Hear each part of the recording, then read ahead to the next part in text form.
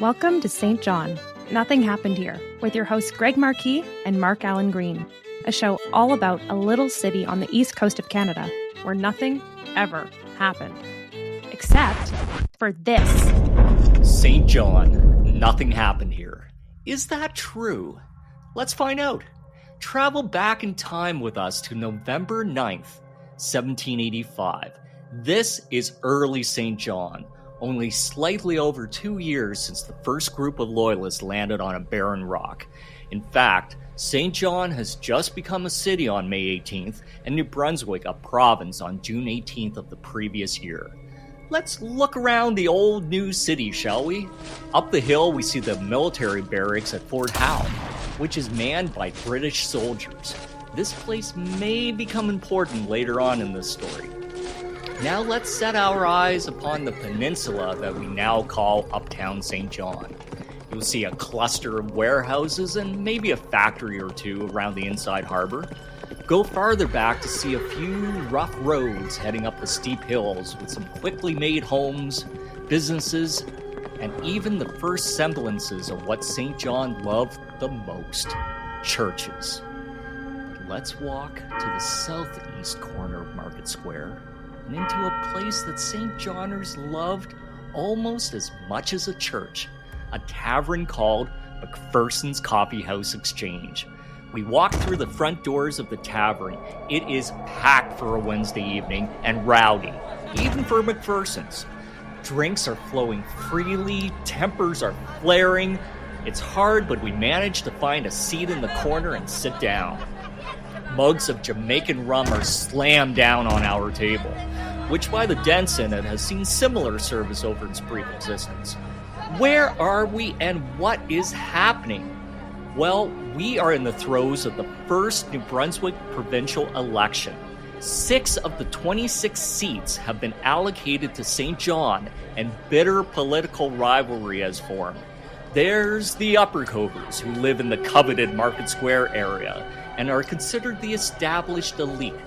Then, there are the Lower Covers, who live in the undesirable far tip of the peninsula and are looked down upon. McPherson's is the unofficial headquarters of the Lower Covers, and the polling station for St. John. We're at the end of day 3 of the election. The news has spread like fire around the tavern. Sheriff William Sanford Oliver, who is well known for despising the Lower Covers, has announced that the polling station will be moved tomorrow from McPherson's to Mallard's Tavern, home of the Upper Covers. This is the last straw. The front door burst open. A man by the name of John Jenkins, and let's remember his name, John Jenkins, storms in. "Let's go up," he says. They be at Mallard's. The bar empties immediately. We are pushed out the door with the angry mob of at least 50 men who begin their ascent up King Street Hill. Mallard's Tavern is located on the northwest corner of Germain and King Street, where Brunswick Square sits today. People begin to arm themselves with anything they can find. Rocks, bricks, and clubs, chanting, "Huzzah to the Lower Cove! Huzzah!" We reach Mallard's. Immediately, at least 30 Upper Covers become trapped inside. Bricks and rocks begin to fly. Shattered window glass rains down on the street. A voice raises from the crowd, "Let's go in!" They dare not come out. Another calls, "Come on, boys, we'll soon dislodge them. My God, we'll have the house down before morning." The Lower Covers rush the front door, but are met with resistance. Several Upper Covers are injured in the exchange, but Richard Seaman gets the upper hand. He strikes one of the Lower Covers and drags another one inside to hold that man prisoner. And that person was none other than John Jenkins. Sounds of horse hooves and men marching in procession are heard approaching. We turn quickly to see the red coats of the British regulars who were deployed from Fort Howe. Guns drawn, they quickly break up the riot and arrest some of the ringleaders. The crowd disperses. but not before paying a visit to the home of John McGeorge, a candidate for the Upper Covers. Yeah, they break all the windows in his home, before finally calling it a night. Welcome to the podcast, Greg, and welcome to early St. John. Wow. That is stuff you just didn't learn in history class. At least I didn't learn in history class. Did you ever learn about that? No, not in studying Canadian history and New Brunswick history.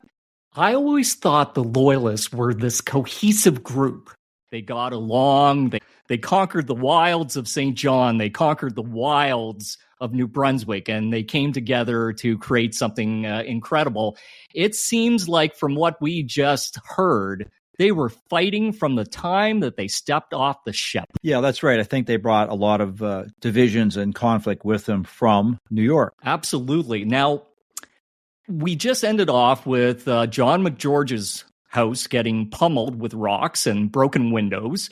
And what happened after that? Did the government go, okay, no election, let's bring in a dictatorship? What happened? Give us the follow-up story. Well, Governor Thomas Carleton decided to put in a cooling off period. So they suspended the polls for about a week in order to restore calm, worried about drinking, threats, and, ongoing unrest during the election. And then the polls reopened on November 17th, and they remained open for another week. Okay, and when this thing ended, who won? Who won? So we have the Upper Covers. Remember the Upper Cover elites and the Lower Covers. Who won? Well, the surprise, at least for the government, I'm not sure for the Lower Covers, is that the popular candidates in St. John won all 6 seats in the new assembly. And keep in mind, we're not talking about a large number of voters here. There were certain restrictions in voting. Women couldn't vote, people under 21, etc. But still, it was a fairly wide franchise by the standards of other kind of colonies, I guess. And so the 6 popular candidates won. And they all won by a fairly... Sorry? The Lower Covers. That's right. And they won. They pulled off a surprise upset. Yeah, and this, again, this was not secret ballot. This was open ballot voting, which New Brunswick had in 1855, which maybe took a certain amount of bravery on polling day. Can we talk about that just for a second, Greg? Because that's such a foreign concept, not having the secret ballot. So this is what would have happened. There were no official ballots. The candidates likely made their own, and probably one candidate would have had a green ballot and one candidate would have had a red ballot. So if I went in, I had to stand before my fellow man, and yes, men only, and cast my vote in front of everyone. In my books, Greg, that's a good way to make some enemies. If you didn't have enemies going into that, you would have enemies going out no matter what. Like, I just can't imagine, like, in today's standards, it's like me going to small town Alberta and going in with a Trudeau ballot and saying, I want to vote for Trudeau. Like, I can't imagine a non-secret ballot. Yeah, you could see where it could lead to election violence, intimidation. Of course, often people were drinking. Both sides in these elections often had their kind of gangs of roughnecks, right? And that continued into Canada, for decades after this period. And it wasn't until the 1850s in New Brunswick that you could, had that secret ballot where your privacy was protected. So despite that, or maybe because of that, we don't know. Each of the 6 two ways. Yeah, each of the 6 candidates won by a pretty healthy margin, given the limited number of voters. If you want the names and the numbers, give us the breakdown, Greg. Okay, so great name here. Tertullus Dickinson won by 150 votes. Richard Lightfoot, 128 votes. Richard Bonsall by 114 votes. Peter Grimm by 91 votes. John Boggs, 77 votes. Alexander Reed by 142. So given, the limited number of votes that were cast, these are fairly good margins for the victors. No, absolutely good margins. Now, so that was it. Lower Covers take the sweep. They win 6 out of the, how many seats again in the entire province? I'm trying to remember because this was, I'm trying to remember. I want to say 24. Yes, yeah. It was I over really 20. want to say 24. Yeah, yeah. So that is a good portion. That's a lot of power. That's a lot of political power. So the lower covers won, and of course the upper covers just took that. No, they didn't. The elite do not get beat. That's right. That's a nice rhyme. Yeah. The elite do not get beat and just take it sitting down. So they go, no, that there was something wrong. I am going to call, or the upper covers will call for a scrutiny. So they called for a scrutiny of the vote, and this is what happened. So upper covers go, I'm going to call for scrutiny of vote. Lower covers go, you got to be kidding. That's a sham. You know we won. We know we won. We have a parade to do, so you guys just go ahead and do whatever you want. But if you do a pretend scrutiny, we're going to have no involvement whatsoever. We're not going to legitimize this by even showing up. Now, who was the head scrutineer for the scrutiny?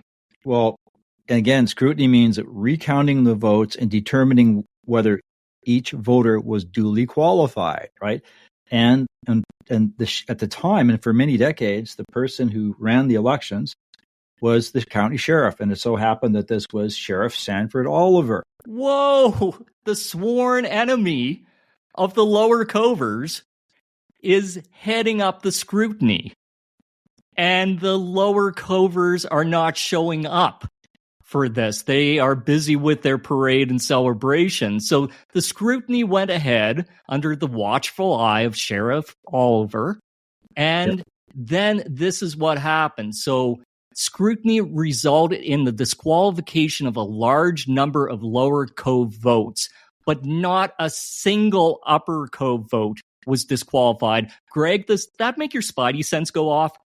That something's wrong with this? Not a single one from the opposition?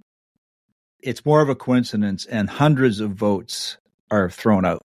Hundreds of votes are thrown out, and then we have a new result. And again, with any kind of scrutiny, especially if there's 6 candidates winning by those margins, as you said, we would expect, okay, maybe one. Like, let's see, who was the closest one? We have John Boggs winning by 77. That was the closest one. So maybe John Boggs. But no, we didn't.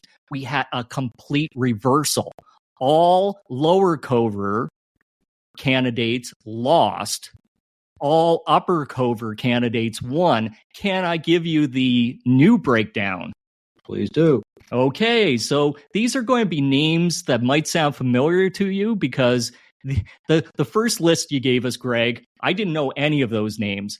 These names are ones that there are streets named after them. There are buildings named after them. We have Jonathan Bliss by 32 votes, Ward Chipman by 53 votes, Christopher Billop by 67, William Pagan by 91, Stanton Hazard by 97, and good old John McGeorge, the guy that had the windows broken in his home and hopefully could use this new government appointment to buy new windows, he won by 38. Yep. So the lower covers, after they hear these results, they go, what? You got to be kidding. That's right. We won. We're going to appeal this scrutiny. And then that's when Ward Chipman comes in and goes, excuse me, I want to make a point of law here. I'm a lawyer. I want to make a point of law. You can't do that because you didn't show up. You have no standing for appeal. Now, Ward Chipman went down saying afterwards, after the smoke cleared from this, going, that was sheer stupidity on the part of the lower covers. And I'll have to, as a lawyer, I'll have to agree with that. I know I've had cases where I'm going against or going up before a particular judge or tribunal, and I know I will have no success. But I still go in, I run my case, I make my challenges, I put in my evidence, so I will have standing on appeal. If I don't show up, I'm dead in the water. So I'd have to agree. Why did the lower covers not even show up, send a representative, and they had legal counsel, didn't they? Yes, that's a bit of a mystery because Elias Hardy, who we'll mention a bit later in the podcast, was an English-born lawyer who was an advocate for the average loyalist, the rank and file loyalists in St. John. So it is a bit of a mystery. That it looks like they chose to take the moral high ground as opposed to, as you say, following what was legally reasonable or what would have been the proper legal thing to do. Exactly. So, but that was it. Yep. Upper Covers win, and they form the first parliament of New Brunswick on January the 3rd, 1786. And of course, Greg, that was held in some sort of government building in St. John, right? No, largely because there were no government buildings in St. John at that time. It was held in Mallard House. What? A pub? Back to the tavern. Back to the tavern. So the first assembly of the New Brunswick government was held in a tavern, and I'm betting they didn't shut down the bar. No, probably not. And but the legislatures who came from other parts of the new colony as well, because the pro-government group won enough seats in other parts of the province, right, to form a majority. So they passed the first several dozen laws of the New Brunswick Legislative Assembly. These were the first statute laws passed in New Brunswick, passed in a tavern. Passed in the tavern. And we should mention, too, there was an unrest. Like we heard about the riot, the election riot in St. John. There wasn't the same unrest in other places in New Brunswick, was there? I don't think so. It's partly because I think some of the issues were at play there, but the population was more spread out. St. John, Partown or St. John, as it soon became known, was the biggest urban center. I mean, I think if you went to Shelburne, Nova Scotia, which is another instant loyalist town, you found similar issues at play there because you had a large number of loyalists, many of them unhappy, collected together. Now, let's talk about unhappiness.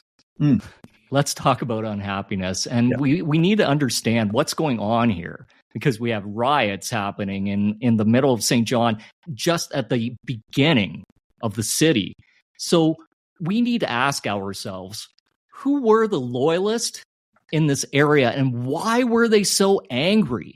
And to get the answer to that, Greg, I'd suggest we have to go back to 1775, maybe even before, but 1775 to the beginning of the American Revolution. Now, why were people loyalist? Well, that's a big question with many answers. Political reasons, ideological reasons, to want to stay loyal to the British Crown and not take the 13 colonies out of the British Empire. Sometimes it was because of their positions as merchants or colonial officials. Sometimes they were Church of England clergy who were targeted. Sometimes they're economic reasons, job-related, business-related, and sometimes they're just in the wrong place at the wrong time. Right? Exactly. There's so many things. Like I remember reading that, there were farmers and they worked the land and their boss was a loyalist. So they may not have had loyalist sympathies, but they go, well, you know what? I'm a rebel and my boss is a loyalist and we can just get along and have a good cup of tea. I'm going to go with the ideological foundations of my boss. So those things happen. And then sometimes it depends on what town you were in, that the town might be leaning loyalist or leaning rebel. That's and right. For me to be the minority in that town, that would put a lot of pressure on me and my family to rethink my position. And then the other thing, sometimes, maybe the British Army made some intrusions into the territory. And then they came up to my door and go, "Sir, we are the British Army. Are you a loyalist or are you a rebel?" And I would go, "Oh, well, that's an interesting question." I go, what would happen if I said rebel? And then they cock their gun. Yeah. And I go, you know what? I'm a loyalist, definitely loyalist. So those kind of things happen. So it was not necessarily because they were swayed one way or the other. I believe the count was 1/3 identified as rebel, 1/3 of the population identified as loyalist, 1/3 were on the fence on this. Yeah. And it's hard, if you think about the American Revolution as a civil war, many Americans have a hard time still thinking thinking of it that way. It's hard to be neutral during a civil war, right?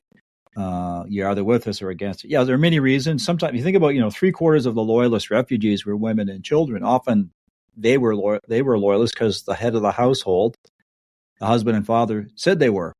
Exactly. So there wasn't a lot of independent. I'm making a choice based upon myself. I'm making a choice based upon my family. But here's the other thing. Greg, are you a betting man? I'm not known to be a betting man. Okay, if you were a betting man, let's go back to 1775 at the beginning of this. Not that there was a Las Vegas, but if there were a Las Vegas, what would be the Vegas odds on the Americans pulling this off? This would have been, America had no Navy, no Army. The only military experience that they would have would have been fighting for the British during the 7-Year War, up against the mightiest military on the planet at the time. What would have been the odds? And that may have factored into a choice going, well, I want to be on the winning side of history with this. And there's a clear winner. And we should say this too. No other North American, South American colony had ever rebelled against its homeland. The Spanish, the French, no one had ever done that in 300 years of colonization. Yeah, you're right. No, I mean, there have been some small rebellions, but not as successful. And again, the betting odds in 1775 probably would have been against the Patriots or the rebels because the odds seem very long. If you look at what they were up against, the fact that they were not all united, they didn't have a standing army, they didn't have a professional navy, they didn't have a lot of money, they didn't have any allies.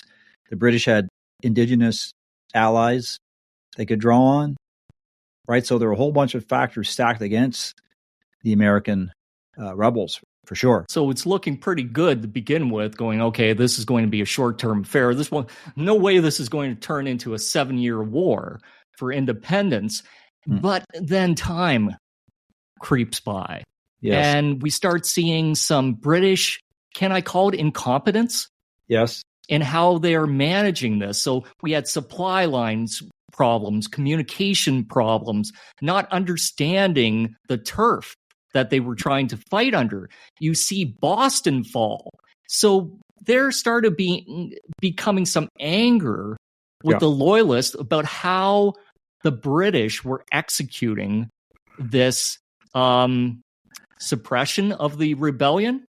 Yeah, and I think too the international opinion, even in England, Britain itself, the Patriots, as time went on, were kind of winning the moral propaganda war, if you will. Making Britain look bad, and series of military mistakes, and some bad luck as well. For the British, and so. Things, by 1781, were pretty well over. Completely. And we're talking about anger of the Loyalist here. We have in 1782, there's a new government in Britain, and this is an anti-war government. It was saying, you know what, we've had enough of this.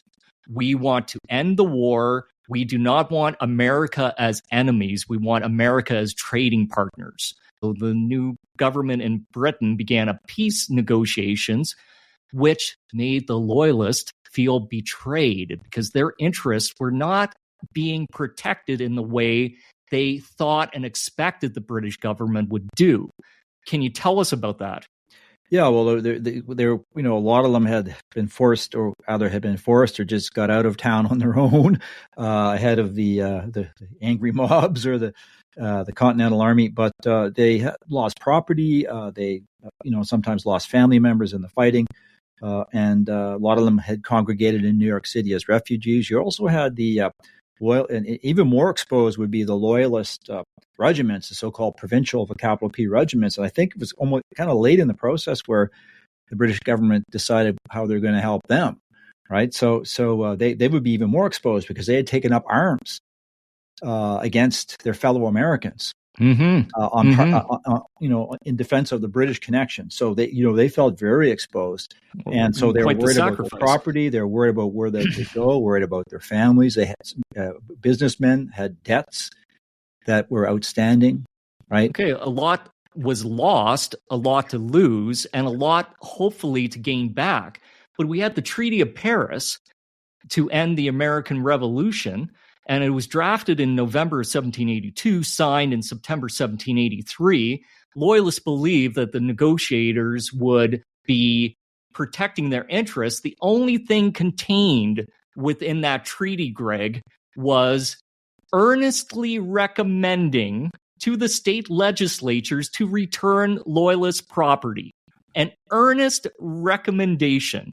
In legal language, that is a throwaway term. That means, well, we tried. It was earnest. We go, would you mind giving back the Loyalists their property? No. Okay, well, we earnestly tried.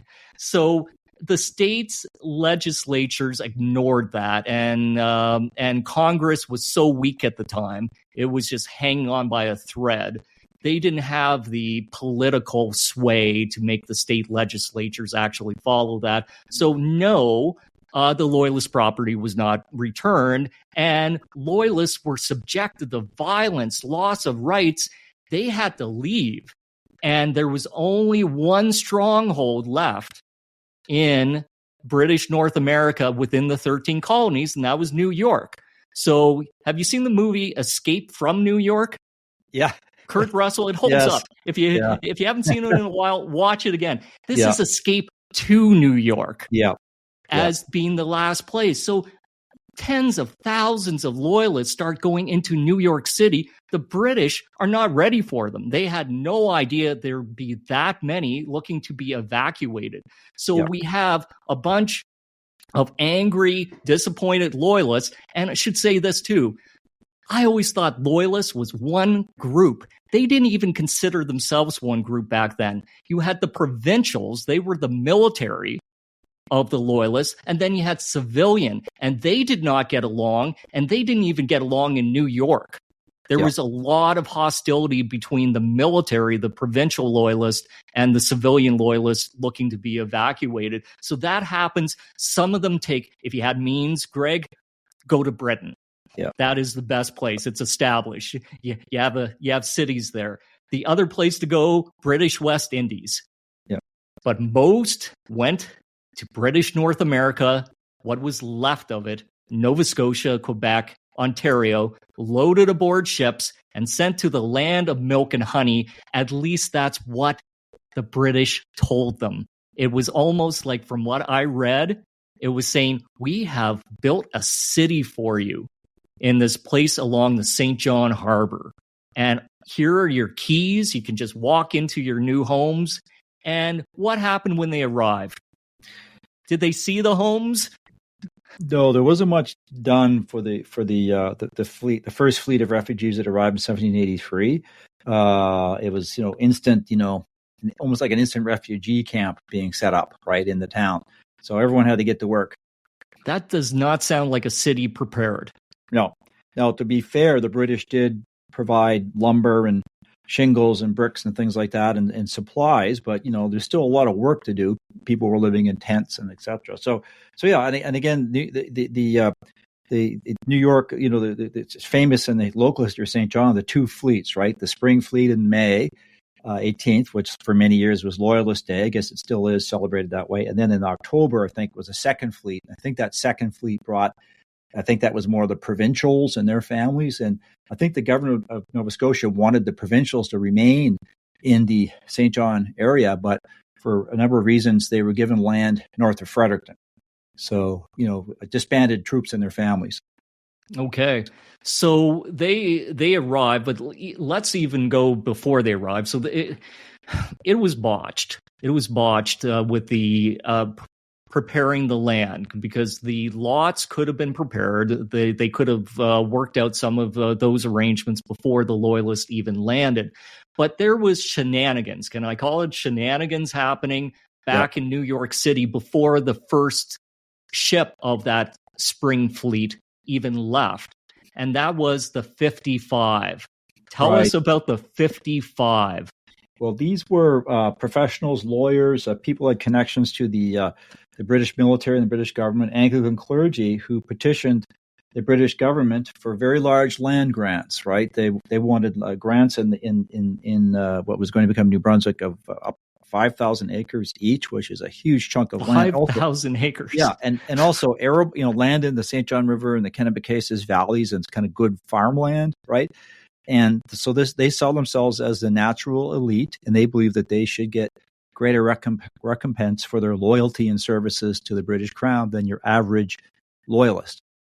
Okay, because they lost so much. They not necessarily, a lot of them didn't fight on behalf of the loyalists, so they were not military, but they believed, we had a lot of good stuff, and we had a lot of powerful positions beforehand, and we lost them all because we remained loyal to you, Britain. You owe us. So you had the 55 signing this, and did that go ahead, Greg? No, there was a backlash, a counter group of more rank and file, sort of middle class loyalists organized a petition that would be signed by several hundred, and the lead in that petition was Elias Hardy, this English-born lawyer, who was being depicted, who would be seen as an enemy by the elite. Okay, so 600 loyalists signed that counter petition saying, "What are you doing?" Giving the 5,000 acres of land, and the governor said, "Okay, we're not doing that."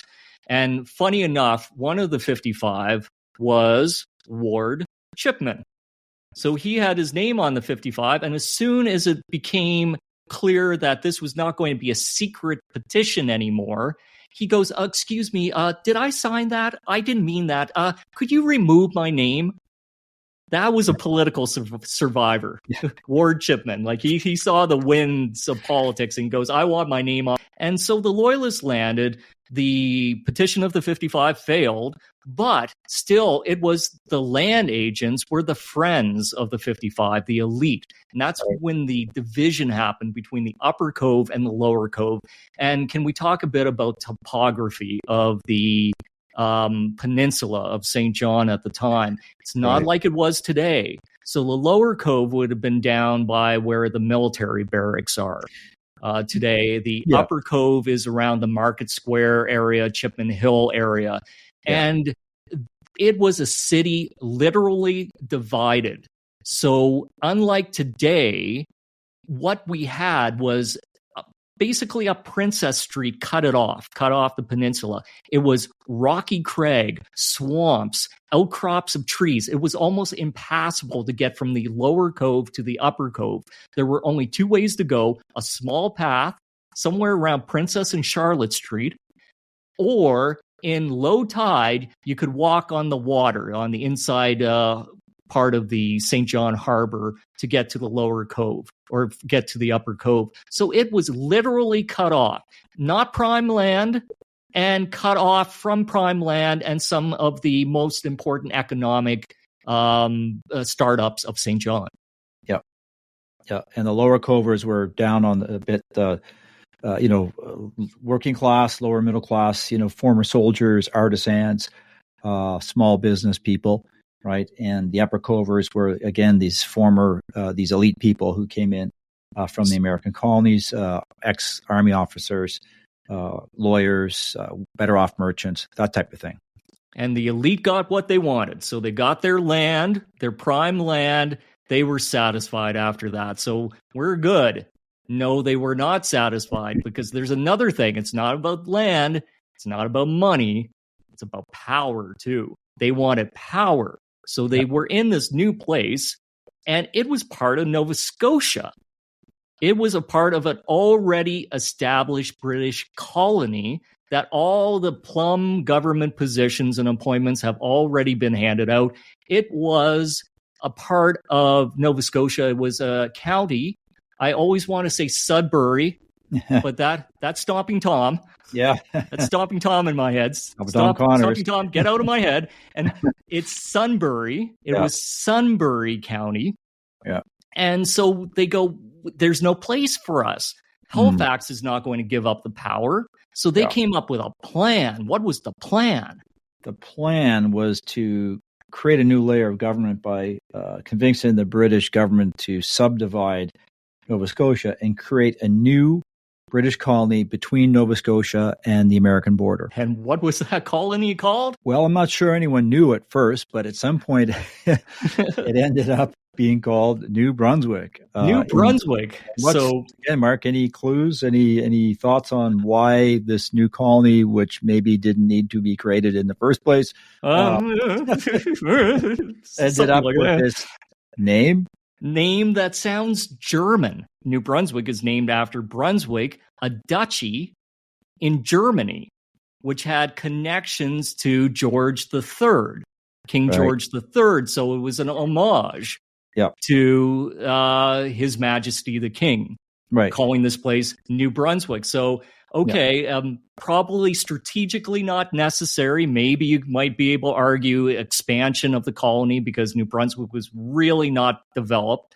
Maybe they sold it like that. But you had a man that was kind of in charge of the lobbying effort for New Brunswick, and his name was Edward Winslow of the Plymouth Rock Winslows, of the Mayflower Winslows. So it's a family who went back generations and generations. He was a loyalist. He goes, okay, I'm going to start talking to my friend. I have a friend. His name's General Fox. And he became buddy-buddy with General Fox and said, hey, come on, let's do this thing. You can be governor of this new colony. You can put me in a nice position, of course, because we're drinking buddies. We get along. And General Fox goes, yeah, this is a great idea, and approved. So in June 18th, 1784, New Brunswick became a province. Now, it didn't work out for Eddie. Can I call him Eddie Winslow? Yes. I want to call him Eddie. Okay. Didn't work out for Eddie because General Fox, they went to him and British government said, hey, would you like to be governor of New Brunswick? And he was like, no. So he declined it and went down to, I think, their third choice, which was Governor Carleton, not Guy. Yep. His brother. Yeah. Thomas. Yeah. Okay. Yes. Then what, Greg? Well, so that sort of leads, just jumping ahead for a sec, that does lead to that first election that we're focusing on here. But there was another kind of social control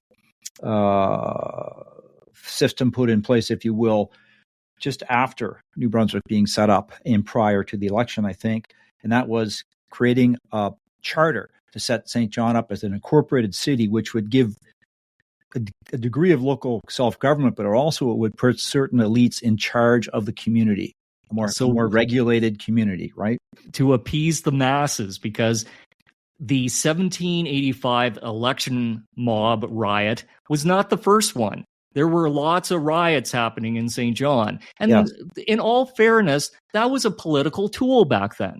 Yeah, you were oppressed. The government not listening to me. What am I going to do? A very targeted mob to express our discontent with the political landscape. Yeah, not unknown in colonial centers like Boston, Philadelphia, New York, or even in England itself at this time. So they brought in May 18th, so Loyalist Day, 1785, it's the second celebration of Loyalist Day. They brought in, and St. John was incorporated as the first incorporated city in what would be New British North America. And that quelled everything, didn't it? Like that was the end of the fighting. They go, we have a city. Oh, no. It did create a framework for order, but the political turmoil continued. And by the way, that charter was modified off the charter of early 18th century New York. Right, city, which is interesting, but so no, it certainly didn't tamp down all the unrest in locally. It did not, and so Governor Carleton had some problems. So Governor Carleton was given a direction right after 1784 when the New Brunswick became a province. Is you got to put in an elected assembly. You got to work on that. And Governor Carleton sat on those orders for about a year before he actually called the election. What he did is he put in a provisional government to try to strengthen a foundation for a very pro-British government. He didn't want to throw it to the masses yet until it was a well-established, well-oiled machine.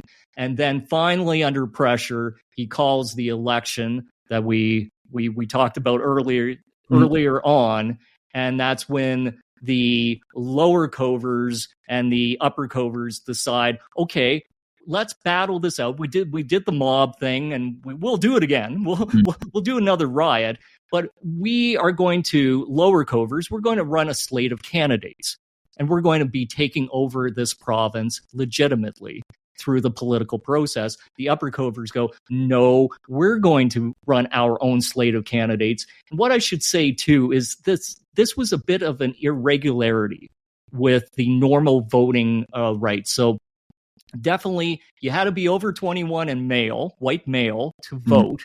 But normally you'd have to own land.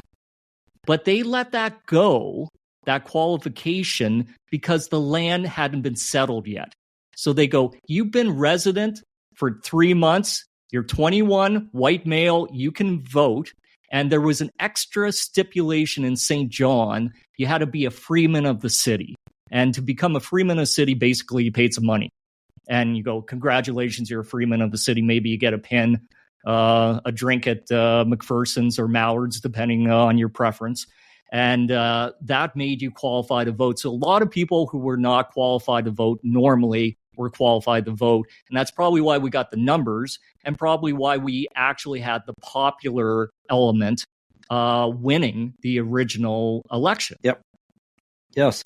And so it's still, the game seems to be tilted in favor of the elites in the mid to late 1780s, for sure. Yes, and we should talk about the propaganda, the heated propaganda happening throughout this the election process and afterwards. So what we had was the upper covers were calling the lower covers. I would suggest, Greg, the worst thing you could possibly call someone just after the American Revolution, and that was they used the term rebel. That is dropping the complete F-bomb. Yeah. Like, that is about the worst thing you could say. And of course, the lower covers were calling the upper covers the elite and the entitled and all of this kind of stuff. So the rhetoric got way out of hand. And then, of course, the smear campaign. You always get a good smear campaign.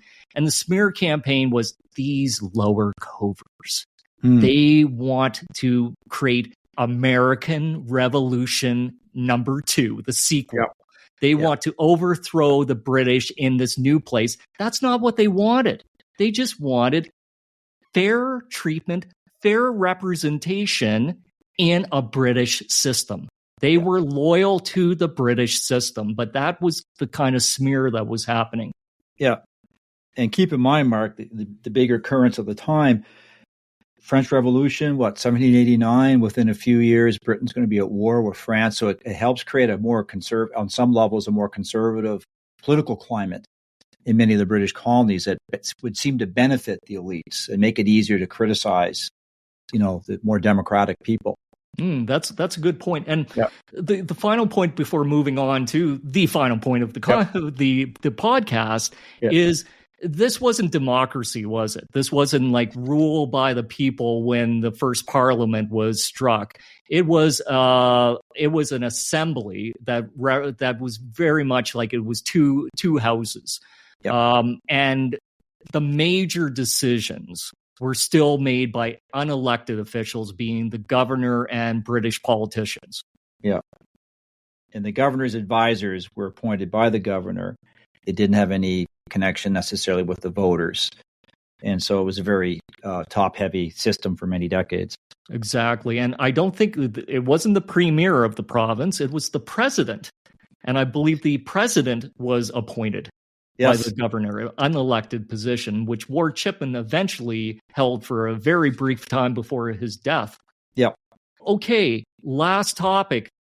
Tell me about the long-term, short-term impacts of the 1785 election on New Brunswick. Hard to link everything that's happening to the election, but it had to contribute to the exodus of people.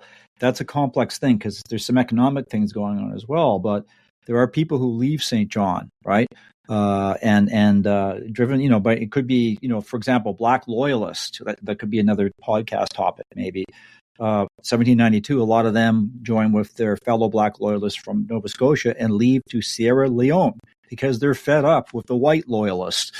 The population goes down, there's economic, I think too, there's 1794, there's a treaty between Britain and the United States, and Britain allows American ships into the West Indies, and that hurts the port of St. John, and, that might have dashed some economic hopes as well. So there's a number of things at play, but this repressive political climate had to contribute at some level to forcing people out. Absolutely. And the lower covers, they go like, we're fed up with this. Like, we're not going to fight for this rock you call St. John. We're moving on. We tried. You got us. Yes. We're moving on. But here's what the elite ended up with. Okay, yeah, they won the election. New Brunswickers had long memories. They didn't win it again. And some of the candidates never won again after these shenanigans. But they were now rulers of a dying kingdom because of the mass exodus and who was leaving. We talked about the provincials. The provincials were the military, so they were the retired military living in the Lower Cove. They at least had some money, Greg. They had half wages as pension. So they were able to bring some money into it, and as well as the British garrison. They brought some money into St. John, but besides that, basically, there was no money. Yeah. The elite came from money, but they didn't bring that with them because it was confiscated. So you were in a dire financial situation, and you got rid of the population that had any sort of income. I remember reading something about Ward Chipman. He had a government position, and he had to wait 2 years to get a paycheck because St. John and New Brunswick had no money. It didn't turn around really until the Napoleonic Wars with the Continental Blockade and the need for Britain to be looking at other resources or other sources and turn to North America and turn to St. John for timber, lumber, and those kind of things. But it was not good. It was not the result I would suggest that the elite wanted. No, and the other thing, the Loyalists, we mentioned the help that they got. I mean, the so-called King's Bounty, the rations and the different types of material aid, that ended after a few years, right? So that's another resource that's taken out of the community, right? That might have contributed to out-migration. But it didn't stop them. It didn't stop the elite from, again, oppression. Yeah. And using oppression. So they censored the newspapers, like anything that was anti-elitist, or even had like any kind of criticism. It's like, nope, you're not printing that. There will be fines and all those kind of things. And can I tell you about George Handyside? Yes. This is a classic story. So George Handyside was a lower cover, and he was notorious for speaking his mind. So he'd go down to his favorite pub, Tavern McPherson's, and he would speak his mind. And one time he got really drunk and he goes, yeah, those elitist upper covers, we should hang them all. And then word got up the Mallard's pub that, there's this guy, Handyside. He's saying that you guys should be hanged.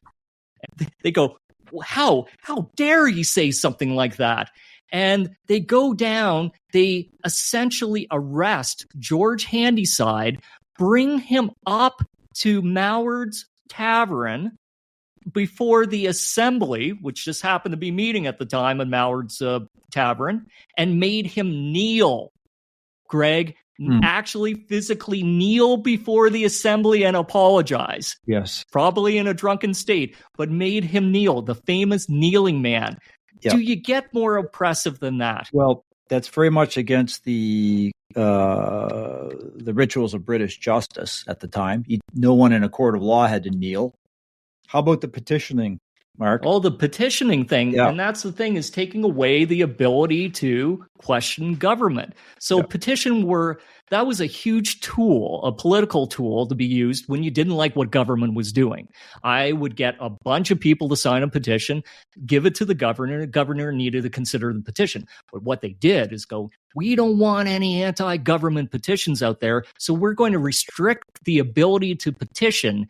You cannot give a petition with more than 20 signatures on it unless you get our approval. Huh. So we will approve things we like, and if we don't like it, you're not getting approved, no petition. Huh.